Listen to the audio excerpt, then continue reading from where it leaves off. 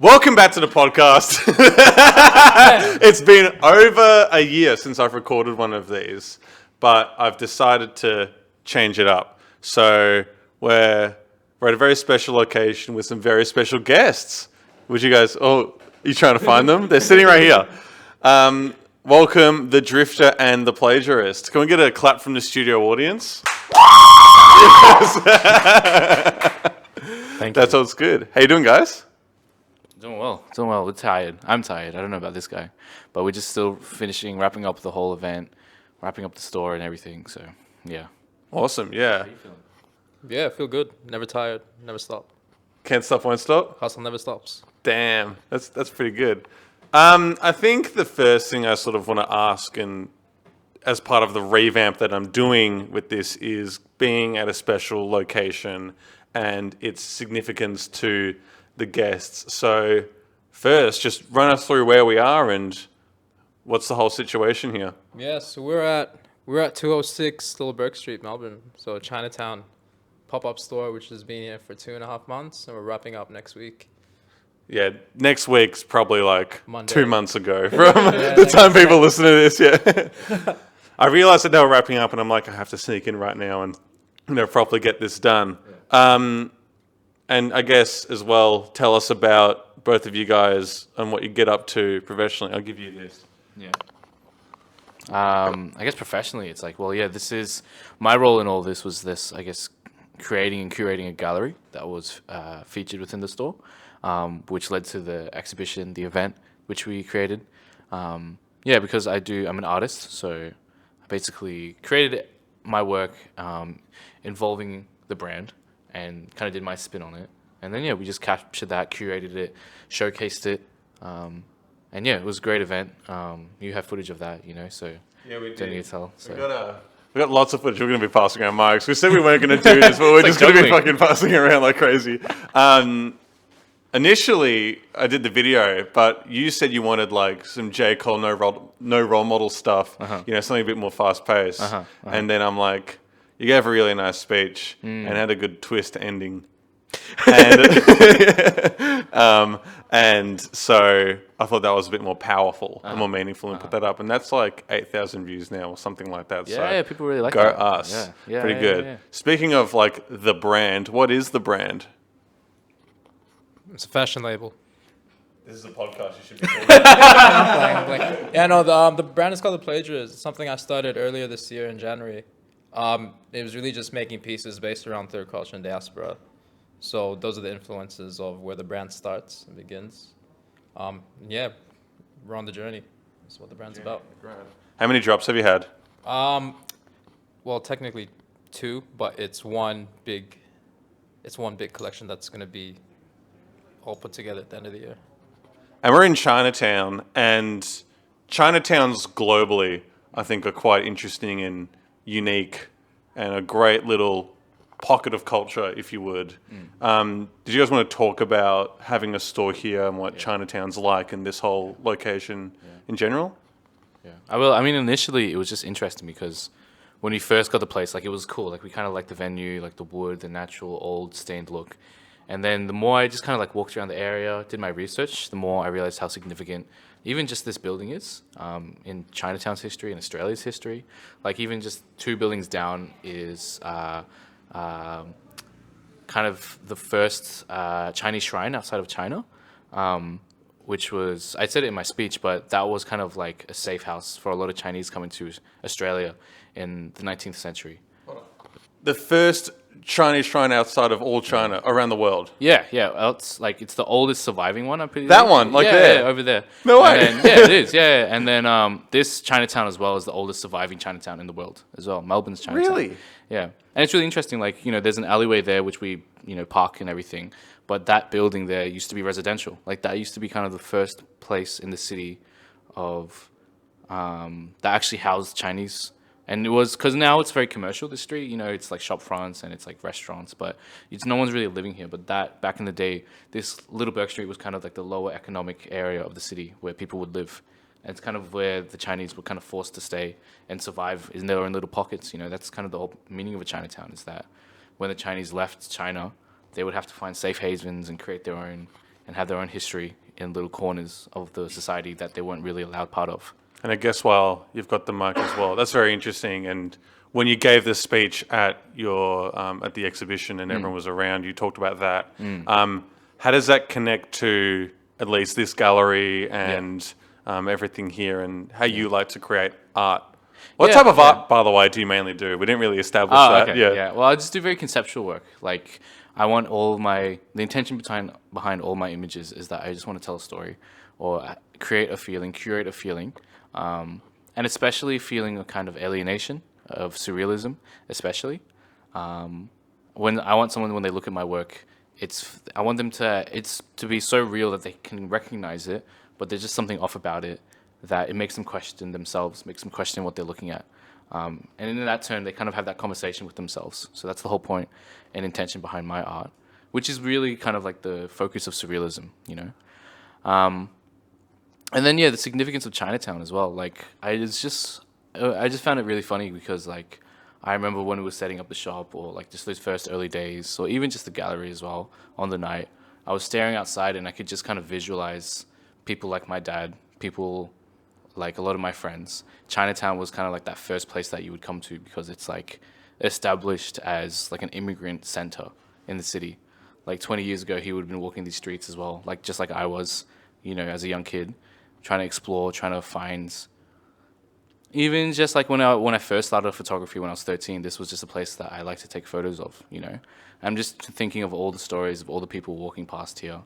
Like, I feel like everyone's got their own little story of what Chinatown means to them, at least in this Melbourne city. You know, because our city is quite small, it is like a place where people meet, people eat. People Melbourne's fucking small. I don't know what it is, but like everyone knows everyone. Oh, that's true as well. And it's like if you get someone's Instagram and suddenly you've got 15 mutuals and whatnot. Exactly. It's tiny. Well, that relates to the event as well because, you know, we had a turnout of what, 380? 380, yeah, over 380 people. And it was like, it was just crazy because yes, this space was sponsored by the city of Melbourne, but we did this ourselves. Like, we didn't do this through any program. The gallery was our own idea. Nobody kind of sponsored it for us in the sense of like, the gallery itself wasn't sponsored. The images weren't sponsored. No platforms really picked us up to promote it. No one helped us in promoting it. This was all through our organic networking, through our own channels and through our own networks. So the people that were in that room, it was because of what we and our history and our relationships with people. And that's what I was really proud of, was that we didn't really need a platform to do it. Because for years I've been trying to be on platforms, been trying to make myself known. And I think this was just kind of a statement to say that, you know what, I'm just going to make my own, or we're going to make our own platform instead, you know, and kind of just stop having to wait for someone to do it for us, especially. Yeah, to add to that as well, like when I was trying to pitch the idea to the city of Melbourne, they didn't really see the vision initially. So they always said like, oh, you know, your retail brand, you know, just set up, sell clothes. And I was trying to explain to them what the concept of the brand was. It's not based on volume. It's not based on sales. So eventually they sort of took a gamble, but they didn't really want us to do the event as a one-off. They said, oh, you can have it there and you can keep it there for 3 months. But other than that, they didn't really want like a big gathering of people. So, we sort of went against that. Can't complain. So even the location, they were trying to give me the location in Howard Place behind David Jones on Little Collins Street. But the significance of having it over here is this is the first non-Caucasian settlement in Melbourne. So it only made sense that 2 people who are actually coming together to put our project on display come to a place where that has that significance, that we are one of them coming to this place, being sort of away from that sort of environment, that industry. It meant a lot more. Oh, funny, this whole mic passing game we're going to be doing. We'll see if we can get more mics at some point. I guess as well, the sign out the front says The Plagarist, and I do like how there's this kind of underground avant-garde style with your label. Did you want to talk about that a little bit more in this space as well, the clothes as well? Not necessarily. Oh, okay. Yeah, so no, the name The Plagiarist has a lot of negative connotations with it. So why'd you choose it? So I chose it specifically because that's how the third culture and diaspora actually come about and survive. They adapt. They take from what's around them and they try to make their own. On top of that as well, everyone has a reference or a starting point. Nothing's really that original. How do you rate the Melbourne fashion scene? I think it's decent. It's not so much that there's a fashion scene. I think it's just that people need to stop following others. They sort of put their own personal style together. I've seen a lot of people just sort of going with what's popping off on Instagram or TikTok and then using that as guidance to find their fits. But then everyone just looks similar. How would you describe your style? Oh, regular. My shit's so basic. As in, my personal style is so basic. I just wear boots, trousers, and a coat. Like, I don't do too much. What about you? Me, I guess I'm plagiarizing now. Nah. I guess it's also I don't know. I think it's for me. It's like there was a period of time growing up where I did want to kind of fit that mold that Hisham was saying, like really fit into what everyone else was wearing, into what everyone else was doing, and kind of just. I think especially being from outside of like being a minority or being mixed race, it's like my survival was trying to adapt. But then there was a certain point of time where it was like I'm never really going to belong or fit in to these circles, into these groups. So You're wearing black, and that's like the Melbourne colour, so Yeah. you're fitting in. Yeah. I think as well, but I think it's like, although that might be the Melbourne color, it's like I'm still adding my own twist to it, my own personality to it.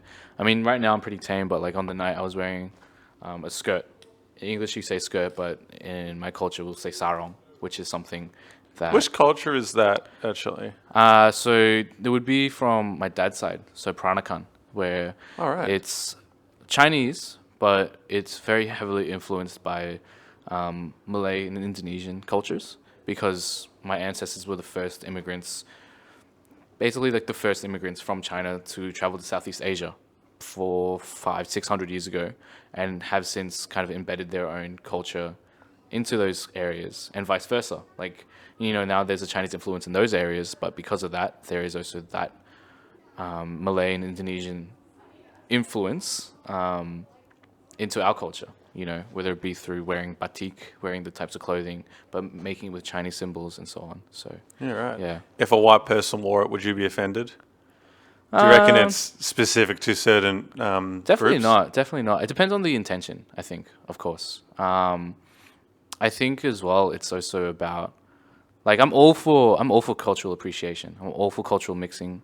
I mean, I'm a product of mixed cultures as well. So it's also kind of like, I think it depends on the intention, I guess. I feel like if it's being used as an aesthetic, being used as a way to just kind of look a certain way, then there is a bit of problem behind that.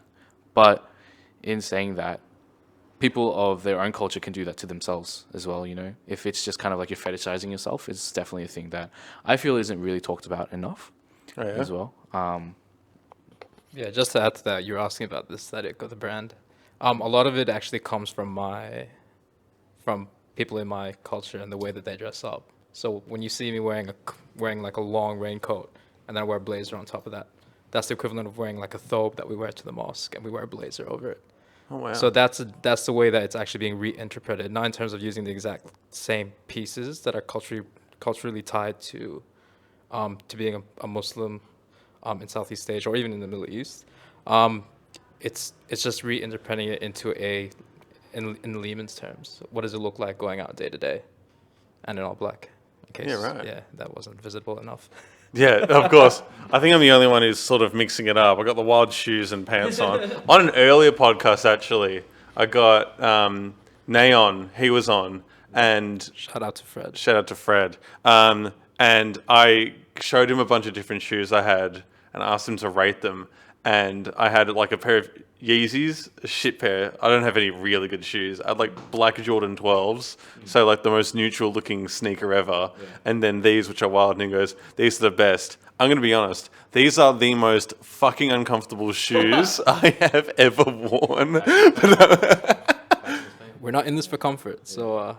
Well, you guys just said fashion is pain. Talk about that. I'll let you guys take over for a bit. And yeah, I feel like you'd have more to say about that. I got nothing to say about fashion. Nothing to say. Fashion is a lifestyle. I think, you know what it was? I actually had a friend come in yesterday, right? And it was really interesting because he came to the event and he kind of looked at it from the outside. He's not really doing much creativity, but he's very appreciative of it. And he said something really interesting to me because he's a bit older, and he was like, "Man, there's something about this new generation of kids, and it's like they're just not afraid to wear what they want to wear." Like if I was their age, back when I was growing up, it was like, from his words, back when I was growing up, it's like I wouldn't want to even dare wear, this coat, long coat, or a skirt, or these type of heels, or this as a man, as a woman, or as whatever. So I think what he was saying was that like it was just so interesting to see a kind of group of people who just weren't afraid to wear what they wanted to wear, and just say, fuck it, like I'm just gonna wear what I want to wear, like it doesn't have to be rules on it. I'm just gonna wear how I feel. Basically, it's a sense of expression, and sometimes that might be uncomfortable as well when you're saying pain. Sometimes that expression can look uncomfortable, to people from the outside, or maybe to look a certain way, you might have to feel that comfortability as well, So. Yeah, I think it goes both ways, though. I think a lot of that has to do with social conditioning. If you're talking about a generation ago, a lot of that community, or that so-called younger generation, younger people of color that came here, they had to find a way to survive.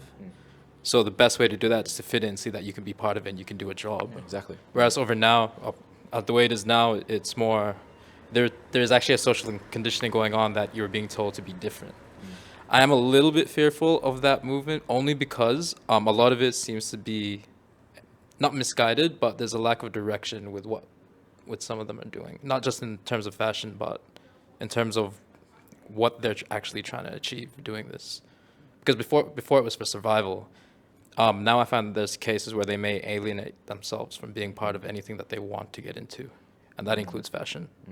So it's almost like the cycle continues, where it's like, in the sense of almost being on the outside is trying to be on the inside. Like looking different is to fit in, and then it's like, have we escaped that survival mode, Because obviously first generation coming to a new country, it's about surviving. And then maybe as communities, people get more established and developed, there might be a sense of like self-actualization and so on. But as to whether we, especially Melbourne, even compared to Sydney, it's like we're still quite a new generation of people. Like I always compare it to like, looking at cousins in the UK, where you look at how South Asian communities flourish or don't flourish in the UK, but they have a sense of identity. Like there is the British Asian identity, whereas I'm still looking at it as like, what is the Asian Australian identity? What is this community's identity? How do they mix it with their identity in the West, in Australia, in this colony, basically, has there been a sense of establishment, or is it still being made, basically? Damn. That's a lot. That's really good. That's super interesting. Yeah, answering that question is still in development. Yeah, and you can see that when events like the one that we threw on the way actually came about. You can see how there's a community that's coming together. They are on the cusp of something, and we've taken something that's clearly, historically, a Melbourne color, which is black. But then how do you make that ours? So again, we're getting there. Also, like, just with the intention of the brand, it's just how do you create a uniform for certain types of people without actually saying anything? You put up an event, you put up an area of gathering, and everyone just seems to understand the assignment. So even then, there is something about this generation. I think what we really need is a little bit of guidance, and a little bit of direction and purpose before there actually is that identity that settles in. Because until then, we're always sort of seeking out what we are, what kind of city are we, especially on a global scale. Yeah, and I think if you compare it to like other very established cities in terms of arts, New York, London, Paris, Berlin, like as soon as you say Paris, there's an idea in my head of what that looks like: the city, the people, the fashion. Berlin, straight away, black leather,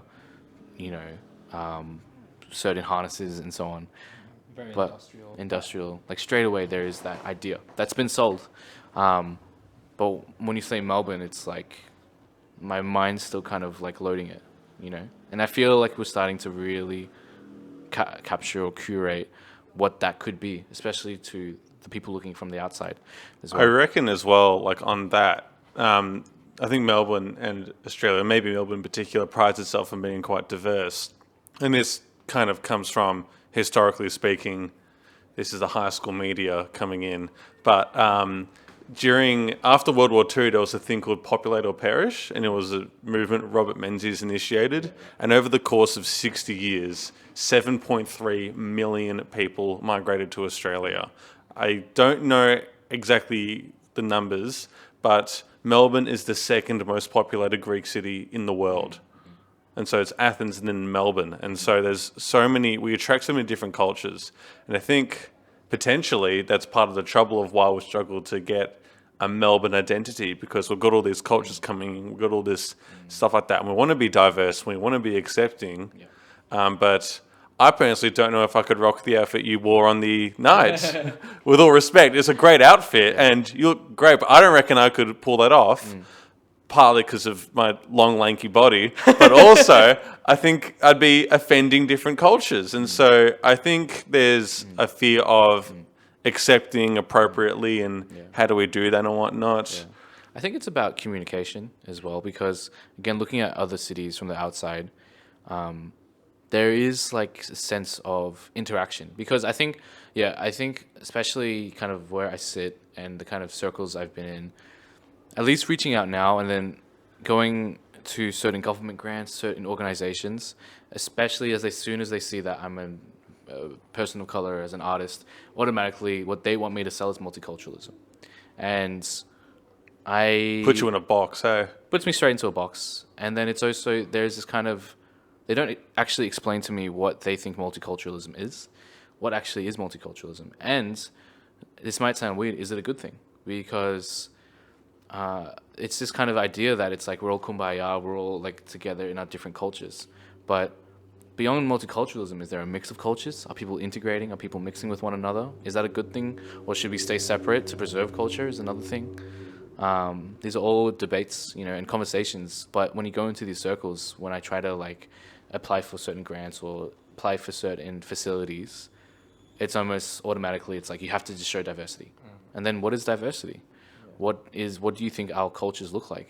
What do you think it means to be? And I'm talking to these people that are trying to, from above, what do you think the life of a first, second generation immigrant, teenager, young adult looks like? Because to them it seems very just in a box. It's like a very kind of tokenistic, almost like... They love the novelty. The novelty, they love the novelty of what they think. What they think multiculturalism is. Yeah. And I think that was, one of the best compliments that we received on that night was how diverse it was. Not just in terms of people from different cultures, from different backgrounds, but generationally wise as well. We had a mix of different ages there, which is what I wanted. Because at the end of the day, it was an art exhibit. And it was great to see people that wouldn't usually go to an art exhibit be in a space like this, to have these conversations. Because I believe art's all about conversation too, and then just to curate that was really important. Yeah, and I think when it also comes to community, community isn't only defined by a certain group of people who's within that space. It's not just the clique or not just the cool people that are hanging out together. It's just anyone that's pursuing anything or has an idea that they wanna go forward with, and that can also be from people from any age range. So you could be 60 and still be part of this so-called multicultural diverse community, which is something which is not really spoken about as much. We always speak about the youth, but there's a huge number of people who come from that first wave of immigrants, or even those that are middle age or maybe in their late 30s at the moment, who are doing a lot of good work. They're just not really shown the same appreciation. And it's maybe because as well, like, they were so busy surviving that only now can they actually really focus on what they wanted to do as well. But now, on top of that, I don't think they really have a space, especially when you're looking at things which are established that would attract that kind of crowd. It's not really there. Like, I couldn't name one off the top of your head. Yeah, unfortunately. All right. Wow, very beautiful, very interesting. I think I'm going to spin it a little bit and come back to the store. Good memories on top of the exhibition, of course. I'm sure that's number one for both of you. But what are some good memories and or funny moments that have come across here? Because I'm sure there are. You guys like to party and whatnot. The placenta sign at the top of the store. #1 placenta in Australia. There's a sign that was in the store that was there for 2 months before we actually covered it up, and it just said Australia's #1 placenta. Expert. Placenta expert, sorry. Experts in placenta. Mm-hmm. There you go. Oh yeah, experts in placenta. Got to make sure we're talking to the mic. Don't worry, this is kind of new for me too, having to use this Placenta. one. Placenta, there we go. One more time? Yeah. Oh, for sale. Placenta for sale. Online soon. Just part of the brand, you know. You got clothes, suits, jackets, placenta. But yeah, I think in terms of good memories, I don't know. It was kind of just like, this was, at the end of the day, it was more about the people in here. Whether it be the event or the days where we just kind of like told our boys to come in and just hang out. Hey, you're in the city, or hey, you have nothing else to do, or you're just feeling a bit down, come in, you know, chill with us, hang with us. This was kind of a safe space for a bit, kind of little oasis in the city for us, you know. And even though it's ending soon, it's gonna like leave a special imprint for us, because it's like, this was a space where we had a lot of conversations, a lot of fun, a lot of conflicts even at times, you know. There was just a space that it was kind of like, what we created and the energy that we created here was just purely really trying to understand what we're going to do in the future as well, you know, because this is really, if anything, this kind of marks the beginning of something as well. Adding on to that, this whole experience is not something you can just buy into. So for example, packing out Chinatown for a night and getting told off by the council the next morning, you can't replicate that. In terms of the journey from start to finish, when we were giving the spot, when we walked into the store and how shit it was, and the way that we got it. Let's just talk about that. This place was not in the best condition when you first got it. Talk the journey of getting it to being ready, if you don't mind. In safety to you know, the council and whatnot, so you don't get any legal trouble, of course. I'll keep that out. So so I agreed with the council that we were going to have this store as a pop-up for 3 months. And when they handed us the keys, there was just a little bit of work that needed to be done. So one of my friends, Taha, came down. He sanded the whole place for us. We're talking about all the way from the front, and I'm not sure if it's on camera, but all the way to the back. It was just sanded and varnished, and that took about like a week and a half just out of our pockets doing that on our own. And then on top of that, we had to figure out how to fit this to be usable for an exhibition and a pop-up shop as well, because nothing here was usable. Yeah. The actual space setup was not really friendly for that type of But if anything, it's kind of poetic. It's kind of like, we just have to deal with what we've always dealt with as first gen, second gen immigrants. It's kind of like, you've been given the cards that you've been dealt, and you have to deal with that, you know. Yeah, I think it just also speaks to how resourceful people who really want to do something can be. So it is definitely a blessing to have a spot here in Chinatown, but having it also comes with its troubles. For sure. I mean, it's historical, but historical also means old, which also means history. Neglected. Yeah. Damn. You guys talk a lot about your community and whatnot, and, you know, people doing well and having a space. Off the top of your head, and you can think about it a little bit actually if you need to, who are people, artists, labels and whatnot that you're seeing at the moment who are coming up and you're liking and really appealing to at the moment? I'll let you go first. Oh, I'm trying to just put me on the spot, yeah. Only because I have no one else who's really on my mind when it comes to fashion. I couldn't name one brand or one label that's operating in the same space. I don't mean that with disrespect. I just don't know any. I agree. Yeah, I agree with that too. Like, you speak your truth. Because I think the difference between, I don't know, it's even hard to call it, I mean, it's what it should be, honestly, fashion, but it's like, I think I look at a lot of others, and I'm always in support. Like, so long as someone's doing something, I commend that. But also, it's hard to find stuff with a story, with a meaning as well. I think what really separates, say, this brand compared to others is that there is that sense of legacy, sense of story, sense of purpose and idea as well, which is, I mean, yeah, there's no disrespect to any other brand that's trying to do that, but it's also like, man, is there that sense of, especially if you wear the garments, it's like, you know that you're with a story as well with it. It's not just a piece of fabric. It's not just a piece of clothing, a garment costing X amount of money. Like there is a reason to be wearing that as well, you know. In terms of artists who've caught my eye, besides Joshua, one of my favorite photographers is actually a guy named Suleiman. He goes by Lazy Fair. So he's been putting out some really good work, and he's taking a new direction in where he's going.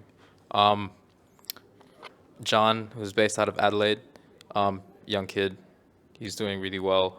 He has a very unique style in terms of the way that he actually paints, and he also does digital art.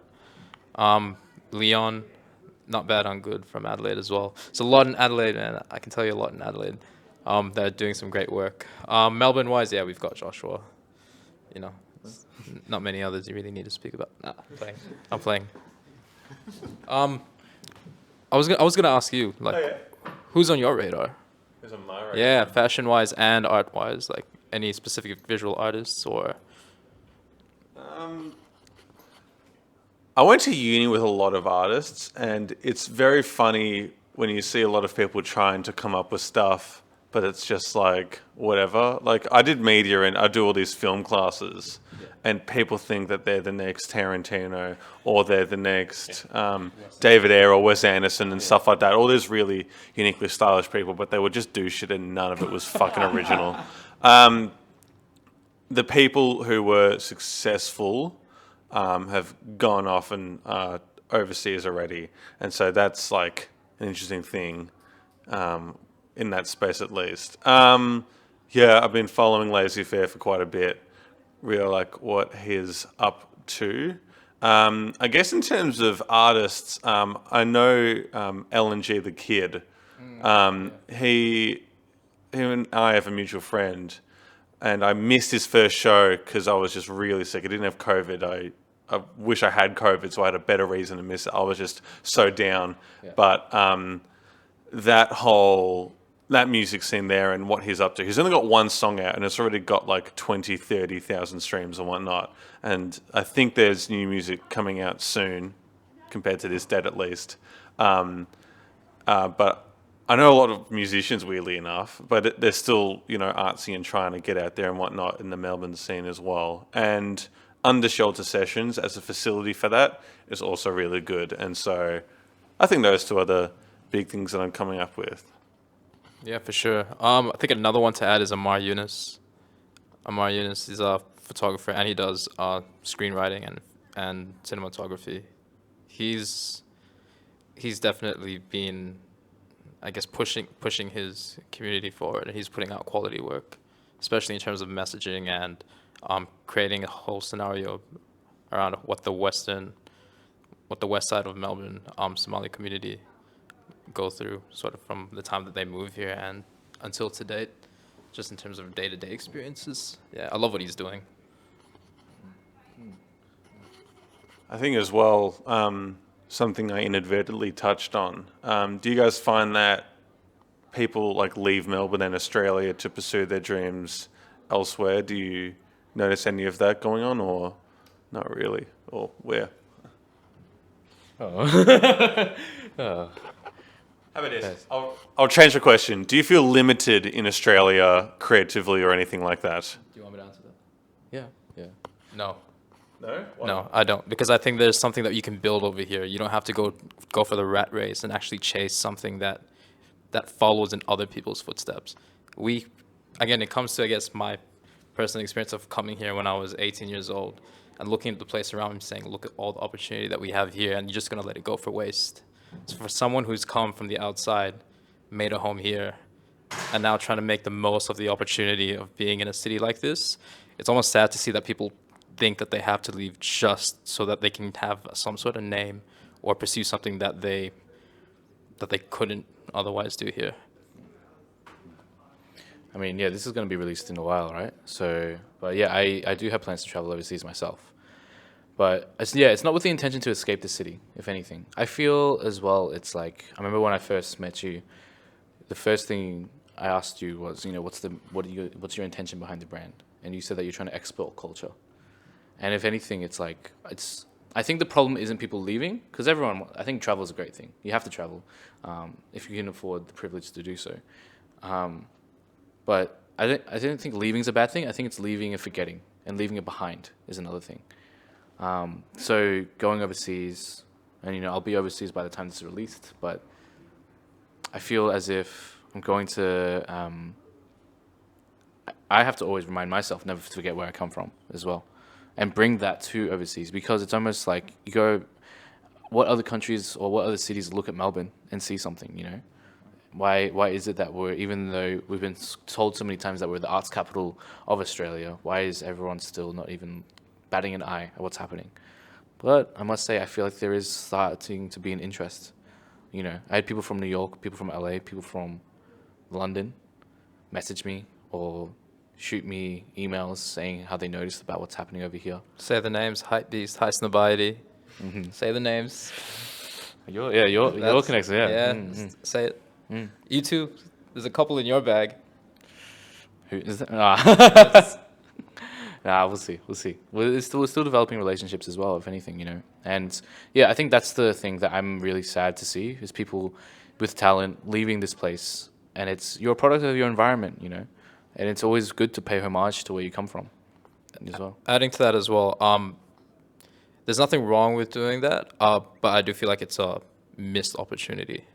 Again, because when I started the label, a lot of the comments I got from people overseas, which were my first customers actually, said that they didn't know what Australia was like. They didn't know there were Muslims here. They didn't know there was people from South Asia here. They didn't know that there was Africans here. So just that in itself shows how little the outside, at least the northern hemisphere, is aware of what's going on, at least locally.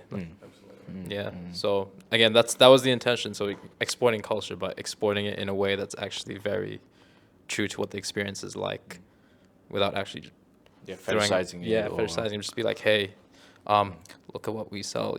You would really love this struggle. Again, it's both sides of the story. There's the successes, the struggles, and just the journey. I guess, yeah, the struggle's always part of the journey that makes it all worth it.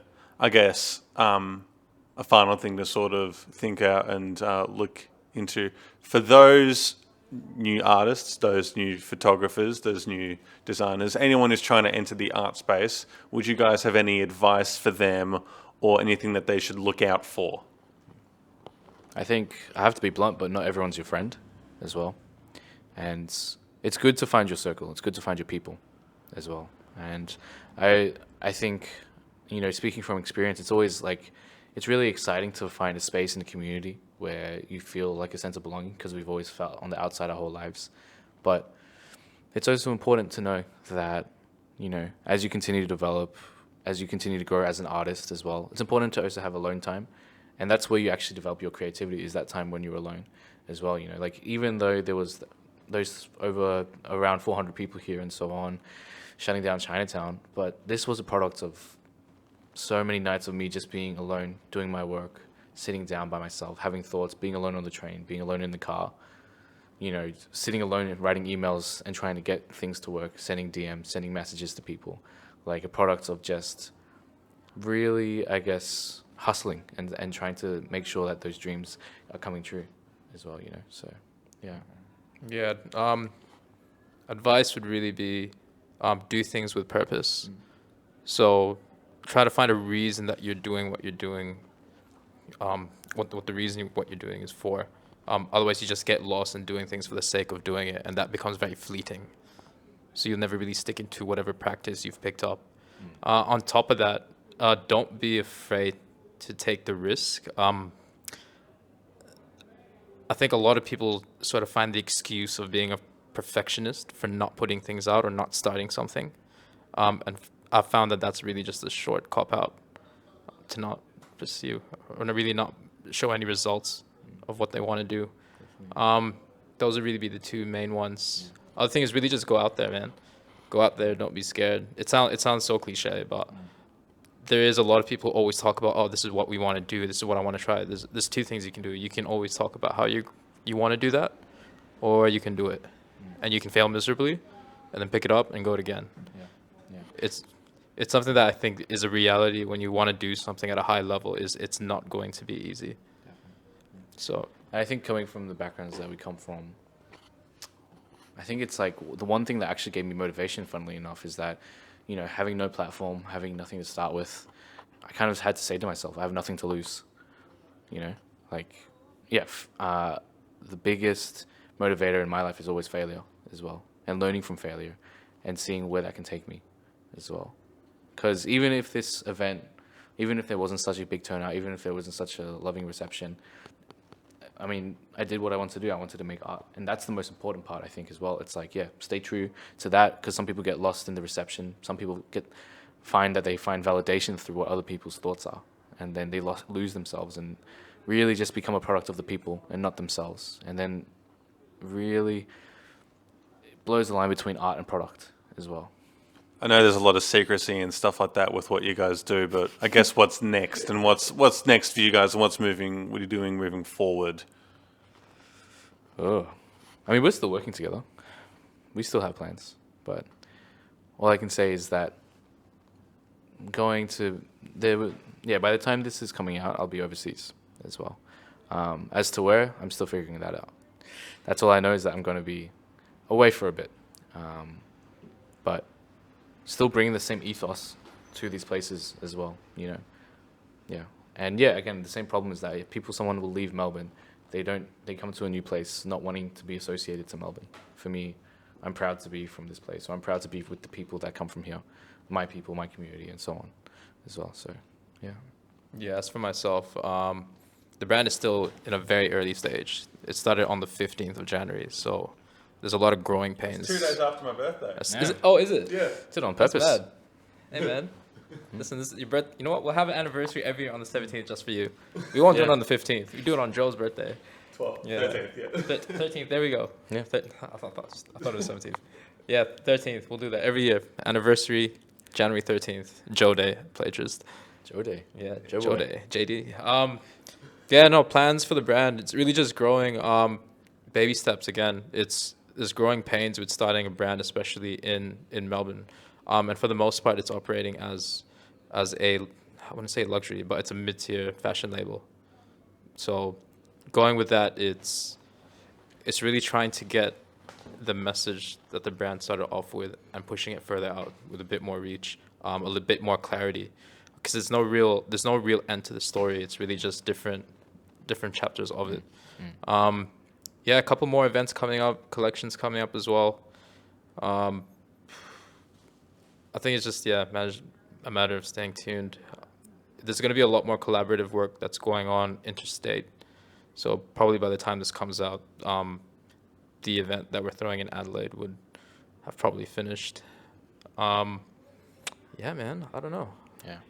There's a lot. It's a loaded question. Nice. But I guess it's almost like, yeah, even whatever city we go, Adelaide or wherever, or Melbourne, or wherever direction, the ethos remains the same. And for me, it's like, I just want to tell my story. I just want to make my art, regardless of the location as well. And just continue perfecting and sharing and being a storyteller, being a communicator, you know, whether it be through photography or other art mediums as well, whether it be in Melbourne or other cities as well. The whole point is to ensure that direction stays as well, you know. Adding to that as well, whatever happens in the next few months may fail as well. That's a reality of doing this. But again, that doesn't stop what's to come. So I just keep saying that, yeah, because I failed 6 times before I had something actually work out right. But yeah, hopefully things go well. Really inspirational, really cool stuff, guys. I think we're going to wrap it up there. You've been very interesting. This is a fun little experiment I'm trying out, and I'm really glad to you guys being here for the opener as well. And I'm more than excited to see what comes next for both of you. And we've been mates the whole time as well, and it's great to see where it's all coming and where it's all going. And I may have to fly to Adelaide. I never thought I'd ever go to Adelaide in my life. Yeah. I only threw like a connecting flight to Perth, but I don't know why I would go to Perth either. So, yeah. But guys, you've been really awesome. All the best with everything that comes up. Thanks for having us, man. I appreciate it. Thank you. Also want to say, yeah, Joe's been a big supporter of both of our works, and he actually helps us out. He doesn't put it out there, but he's helped out a lot throughout this period. So I just want to give him some credit where it's due. Just a little bit, not too much. Just a little bit. Keep it honest. Thanks, guys.